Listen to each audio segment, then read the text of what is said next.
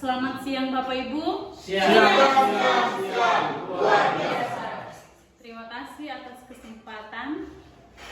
Saya patut mengucapkan terima kasih kepada Bapak Ibu karena sudah meluangkan waktu bisa bersama saya untuk berbagi praktik baik dalam hal ini budaya positif.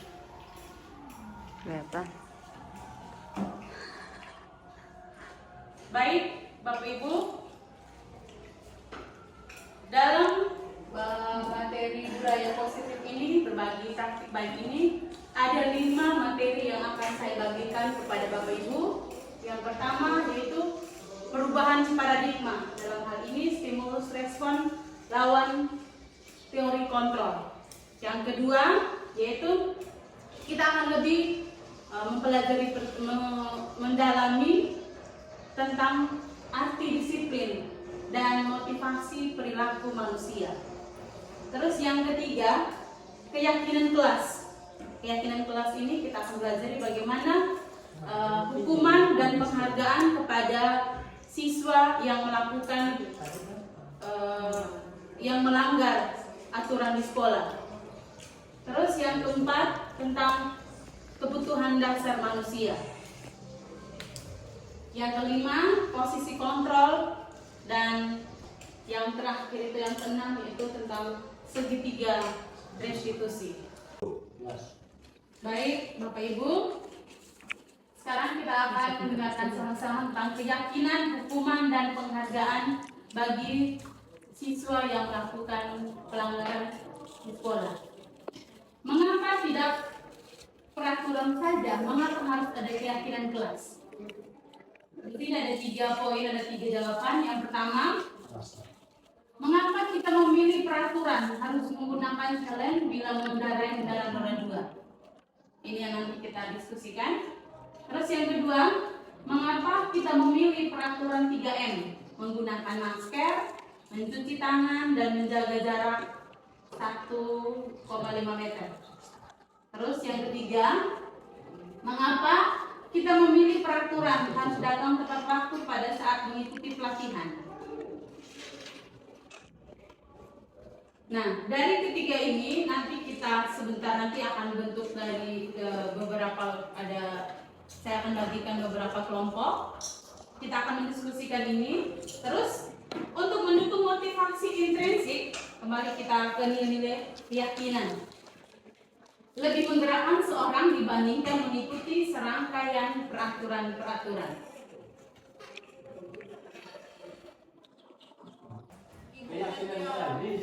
Oke, teman-teman, sekarang kita bisa dalam kelompok kita akan buat keyakinan kelas. Silakan teman-teman buat keyakinan kelas dengan bantuan saya dan Ibu Dis. Nanti kita akan buat keyakinan kelas masing-masing kelas kita. Saya yakin kita semua ini kan balik kelas ya. Ada yang balik kelas, ada yang sebagai guru mata pelajaran. Silakan buat teman-teman dalam kelompok mendiskusikan poin-poin apa yang kiranya cocok masukkan dalam keyakinan kelas.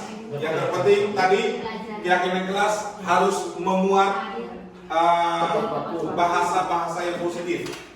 Jangan mengungkapkan bahasa negatif ya. Kami akan bersama dengan Ibu Dis akan di masing-masing kelompok untuk sama-sama. 1. Itu kira-kira kita berapa poin? Ditulis 1,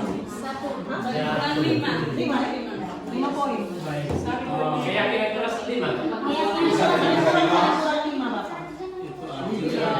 yang Pertama, bahwa keyakinan itu hadir Bisa 5, bisa 4, bisa komitmen pribadi kita. Apa itu? Jadi pendapat saya yang pertama disiplin waktu,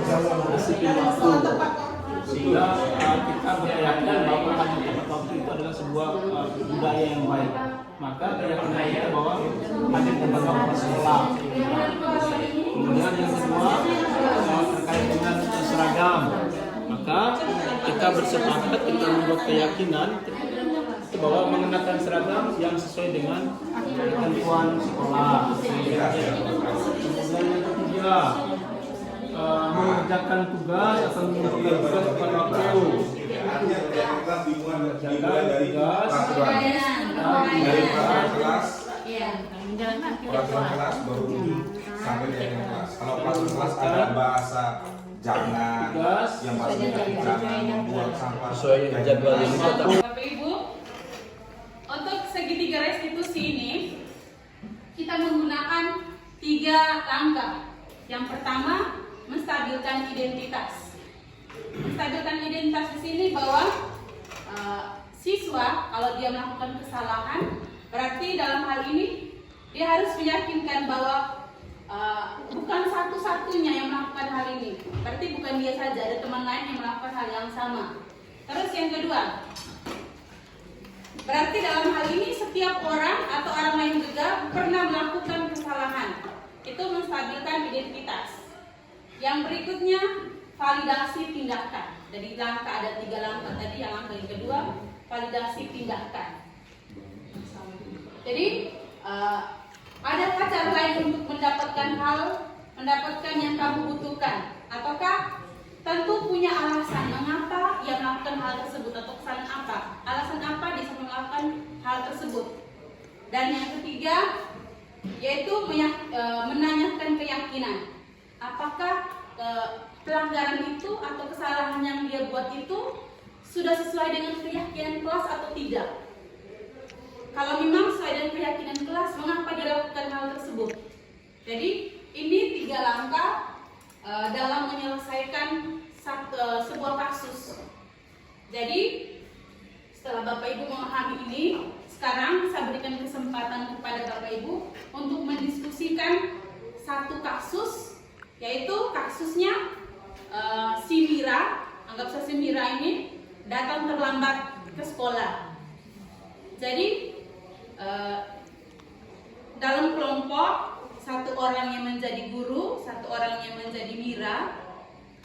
Nanti guru itu menanyakan alasan apa sampai dia datang terlambat dan seterusnya. Jadi dalam kelompok berdiskusilah, menanyakan tentang Mira itu mengapa sampai dia datang terlambat dan seterusnya. Terima kasih, saya kasih waktu 5 menit. Kami datang ke sekolah sudah dikatakan kita coba karena soalnya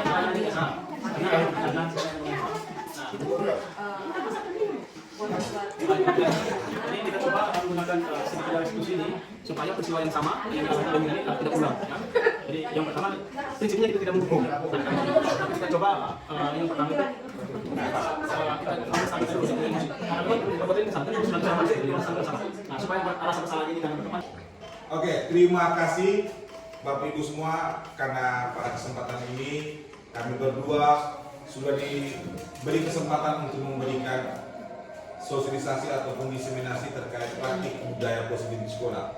Sekali lagi, mudah-mudahan apa yang kami berikan ada kurang lebihnya kami mohon maaf.